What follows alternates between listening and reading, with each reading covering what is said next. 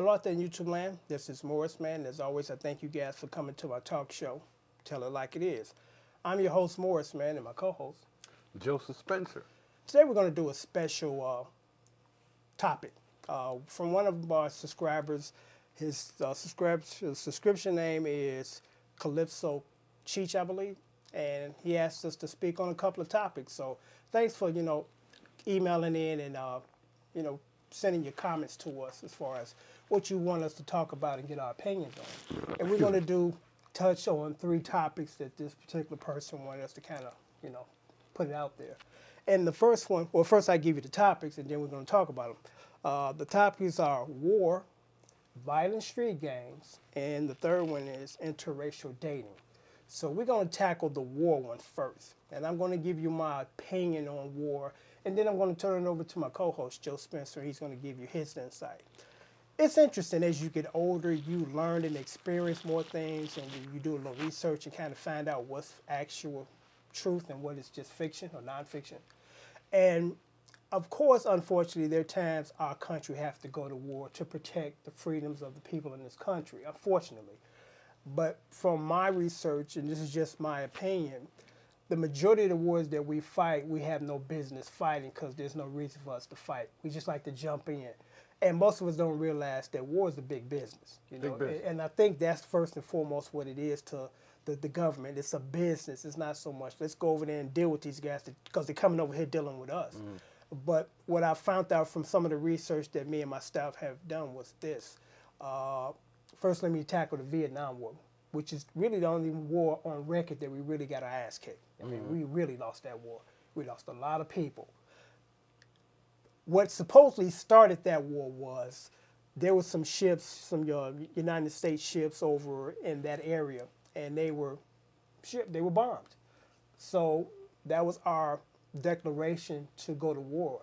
But come to find out that that incident never even happened. So it was used as an excuse to go to war because we find in this country reasons to go to war. So the Congress can sign off for a declaration of war. And the United citizens, because they want to sell us on this. Yeah, they're trying to deal with us, so yeah, go over there and let's fight. So unfortunately, the Vietnam War should have never been fought because the incident that's supposed to catapult it and start it never actually happened. The bombing of Pearl Harbor, it was acknowledged that high intelligent agencies warned President Roosevelt that the Japanese were coming. Now, this is supposed to be a fact, too, that he didn't do nothing, because, again, we want the reason to go to war. And as a result of that, we lose a lot of people out of this nonsense. We are a pretty intelligent civilization, and we should start acting like that. We're not cavemen. I think that any differences that we have globally, we can deal with. Or we just don't deal with those people at all and just kind of have our own thing within this country and produce everything that we need. So we want to be relying on these other countries and going over there trying to get oil and all that kind of stuff.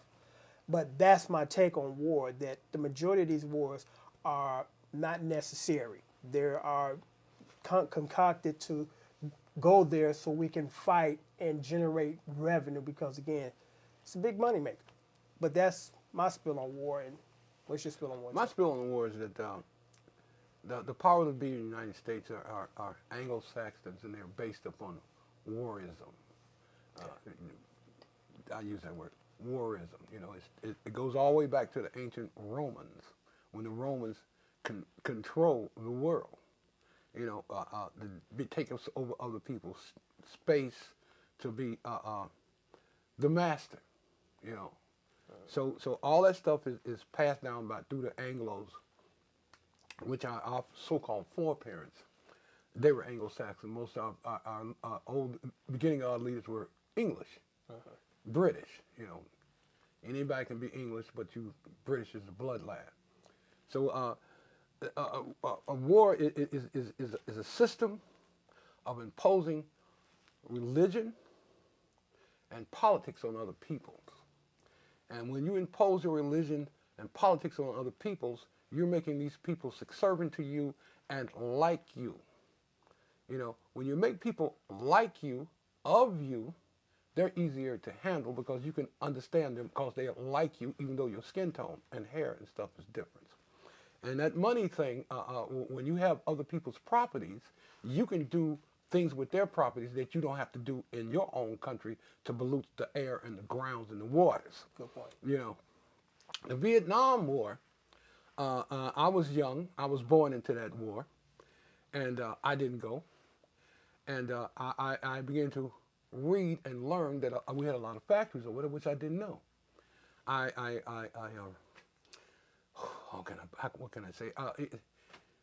It was a war of that I was born in. The war, I was born in '48, and the Vietnam War began in the '50s. And I actually thought it started in the '60s. Actually. Me too. Yeah. You know, that was a very long, drawn-out war. it was a very long, drawn-out war. The French was there. You know, it was open because the people weren't westernized. Yeah. You know, the same thing, you know, like the Arabs believe that this is the West they're supposed to attack. But most of the Europeans, those were the Western countries. You know, it dates all the way back to the Holy Wars.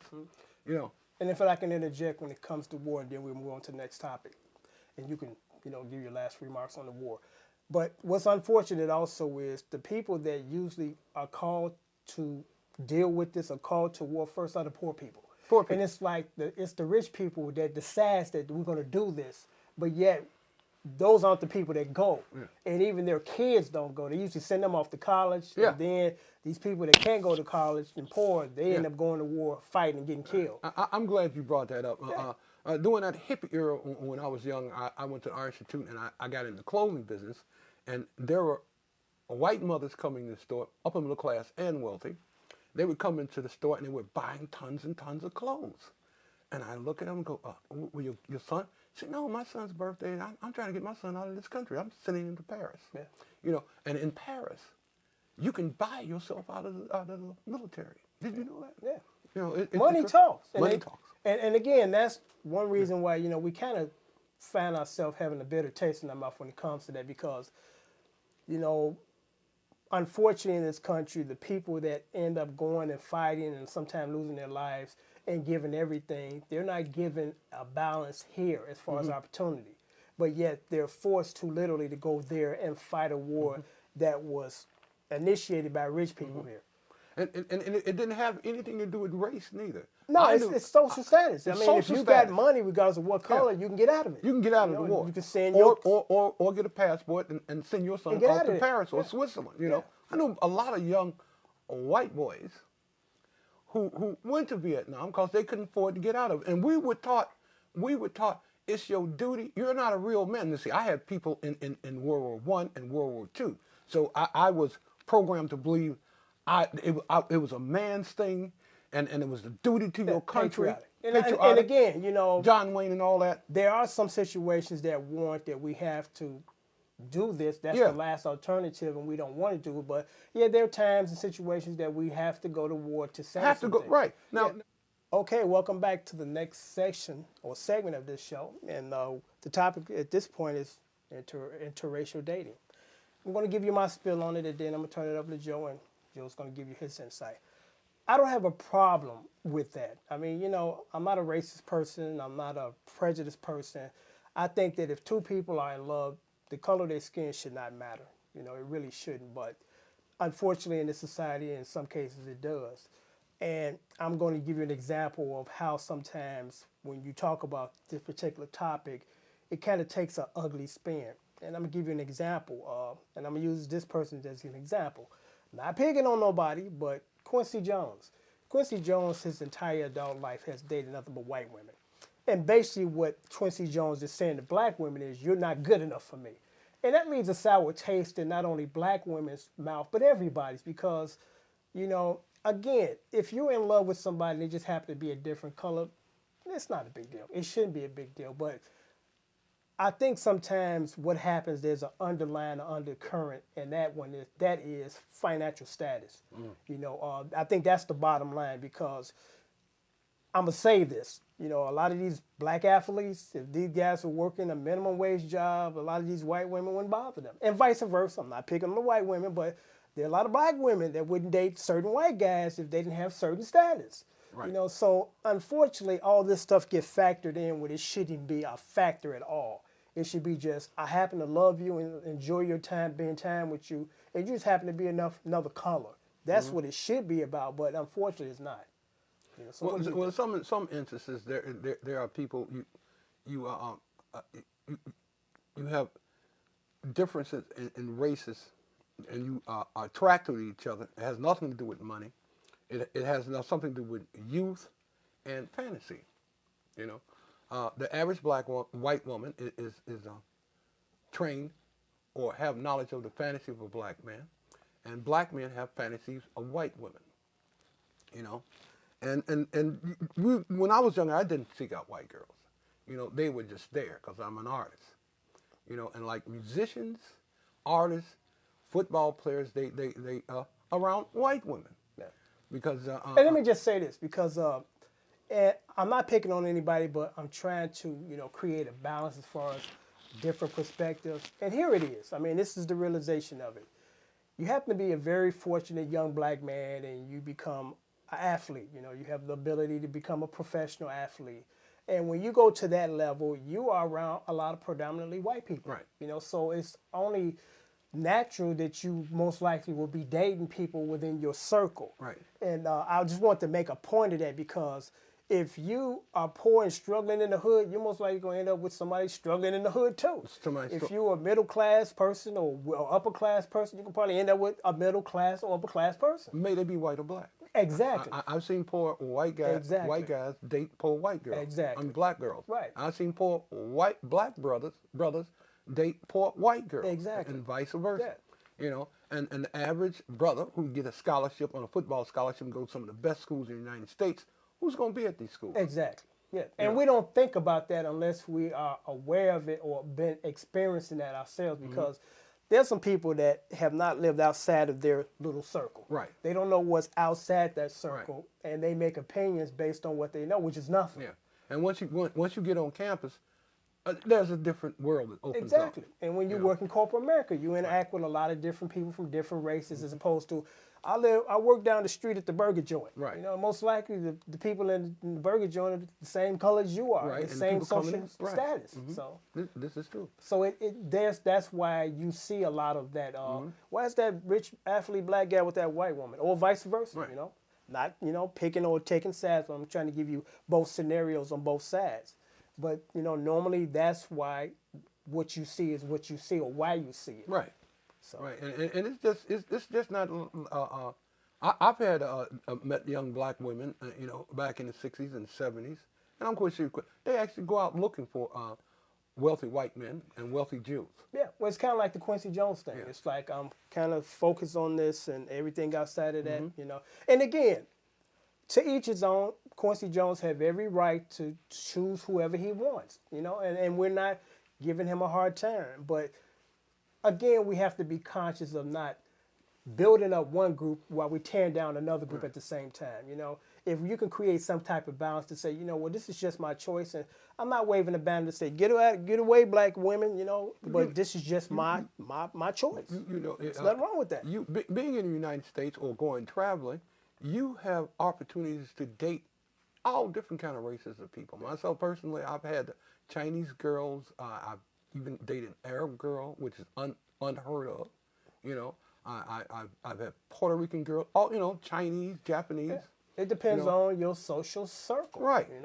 Right. Yeah, your financial and your social circle. Okay, so we're going to move along to the next topic, because we don't want to spend a lot of time on any of these, because we could actually do that. Actually, it could be a whole show centered around these three separate topics. But here's the next session. Well, get ready for the next session. Thanks for watching. And the last topic is gang violence. And again, I'll go first. I've said it on a few other talk shows that we had, as far as, why things happen and the root cause, as opposed to dealing with the surface issue. And I'm going to say this first, and then I'm going to go into it briefly and turn it over to you. In Chicago, because I still have friends and family there, and they keep me abreast of what's going on out there.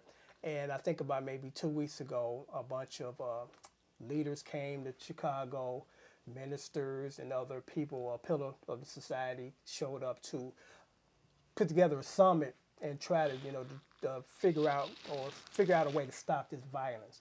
And they had the nerve to basically say this, or this is what they said that they were coming to do. We're going to basically get the round the gangbangers up and sit around the table and talk to them and say, please stop killing. You see, you see Joe's reaction. I didn't tell him what I was going to say, but that's my reaction too. It's a joke. Because the problem is, if it was that easy, it would have been done a long time ago. The problem is this, and this is the reason why we gave birth to the show, to tell it like it is. The problem is this. We got too many young kids having sex in their parents' house, and then 17 years later from that, those kids go out and start doing what they're doing. Again, I stress it's not all of them that are in that situation, but that's the root cause. The family structure has gone to hell, just gone. When I was growing up, my mom and dad met each other, fell in love, got married and had kids. I was one of those. Mm-hmm. Same thing for you. Mm-hmm. Nowadays, a large percent of these young women, and I'm not picking on the women because it takes two to tango, it's the men's fault too. They get together with these people in their teens, having sex casually in their mom's house, having babies, and these guys ain't long-term. They're not going to be husbands or long-term partners. And then the offspring goes out there and can create mayhem in the society. Mm-hmm. That's the problem. You could take, again, all the guns off the street tomorrow. They just going to knife you to death. Mm-hmm. Take the knives away, they're going to beat you to death. Mm-hmm. So until we fix that problem of the family structure that just deteriorated, it's going to continue to have gang violence and young guys out there shooting each other like they lost their mind. When you have a group of young men who have masculinity problems, if you don't have a male in the household to teach them what masculine is, they learn from the streets. They learn from the street, yeah. Period. And then when these kids start having kids, and their influence is a hostile, masculine role model, yeah. You ain't no man because you won't shoot somebody in the head or cut somebody's throat. You a punk. See, I was brought up a punk because I didn't want that violence. Right. You were smart, but they thought you were being a punk and stupid. I was being punk and half stupid. of those guys now in jail are dead. Oh, either dead, right. Exactly. Or to spend 40 years in jail. When I was a kid, I was having problems with some brothers in the neighborhood. And I had a friend who lived on 43rd, 42nd in Princeton. He was older than me. And I was complaining about it. And he said, "Hey, little brother, this is what you need." And he put a gun in my hand. They ain't gonna fuck with you now. And I took the gun, and by the time I got home and went down in the basement and examined it, something in my head said, "You're going to jail." For a long time. For a long time. And even when you go for a short time, your life for the most part is almost over because it's bad enough in this country as people of color to be productive when they go through the legitimate stages of going to school, doing the right things, not going to jail. It's already going to be a challenge then. But when you add the felonies, the court cases, you can forget about it. You're going to be frying chicken for the rest of your life. And again, I'm not picking on people that fry chicken, but the point I'm making is... they make fun. A lot of people make gangbangers. He work in the chicken shack. Yeah, but the point I'm making is that... He always smell like chicken. Unfortunately, now the chances of you being productive is very slim. Very slim. So we have to be very careful about the choices that we make and the dumb things that we do. But again, I think this whole gun gang violence thing can be wrapped up basically by let's try to go back to the way. I know we can't change the time, go back to change the hands of time, but we can try to instill in these young kids to say, hey, I know you children, you don't understand. We've been there, done that. Trust us. We know what we're talking about. Hold off on having the kids until you get out your mama's house and fall in love with somebody and they want to be a long-term partner to you. And you nourish and take care of your kid, your child together instead of you gone being the male.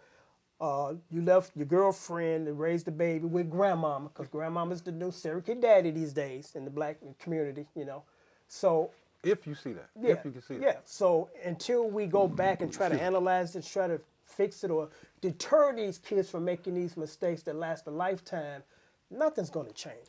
Social media hurt too. The music, movies hurt a lot of kids. Of course, it always has. Yeah.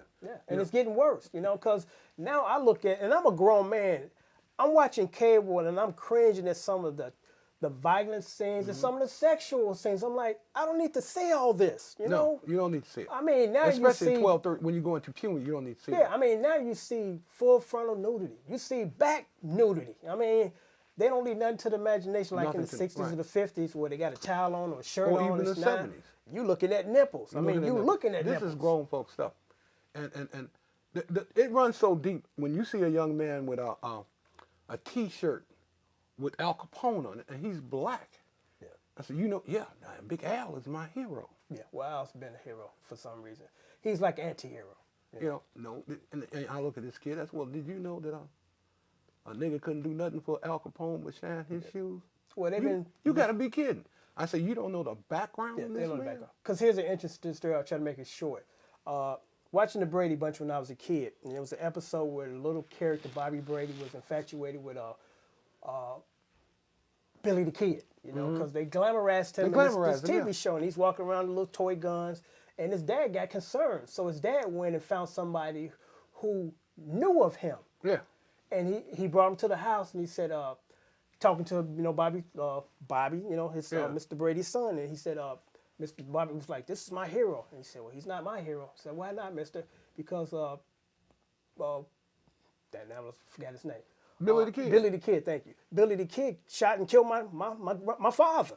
So it's interesting that you bring that up, that here is the facts and here is the fantasy. Yeah. And, you know. And kids are full of fantasy. And these young kids are sold the fantasy package when here's the reality package that these people were cold-blooded murderers. Yeah. You know, wasn't nothing cool about them at all.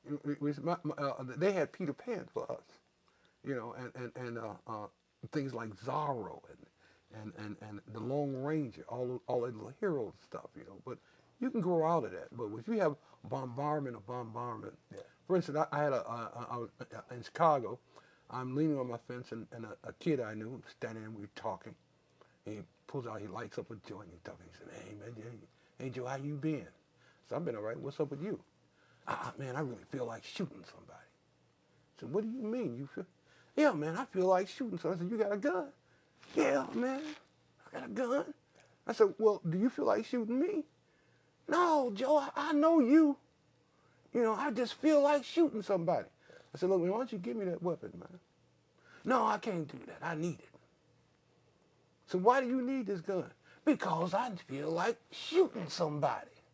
So, man, please give me the gun before and I never saw him again. Yeah. You know, and I could see the mentality in his head, that power thing. Yeah. And he just had to use this weapon. And there are a lot of kids throughout our youth, because I'm sure you just shared this story with us, and thank you. I got many of those types of stories, too. Used to be a guy that used to live across the street from me, and he was just bad news. And this guy was a teenager, like 14, 15 years old. Yeah. Had a temper out of this world, the temper of a grown man. For some reason, like, why are you so bitter at the world at 15? And it wasn't like he was being treated badly at home, because he was more or less kind of a middle-class neighborhood, a middle-class family structure. But there was just something about this guy. And long story short, he had a bunch of run-ins with people, and one day he shot himself in the head. He was playing with a gun, Russian roulette. Right, I don't understand why people play that dumb game, but he was sitting around with a bunch of other idiots, and they were passing the gun around, boom, and he shot himself. There's a masculinity thing with guns. Yeah. There's a when I was a kid, I was in love with swords and the Vikings and the knights of the round table. But it's kind of different, but you were like trying to be like a hero. Right. You weren't sticking yourself with the sword or no, sticking a gun to your head. No. You know, but there's some people that are just reckless, and you have no understanding the reason why.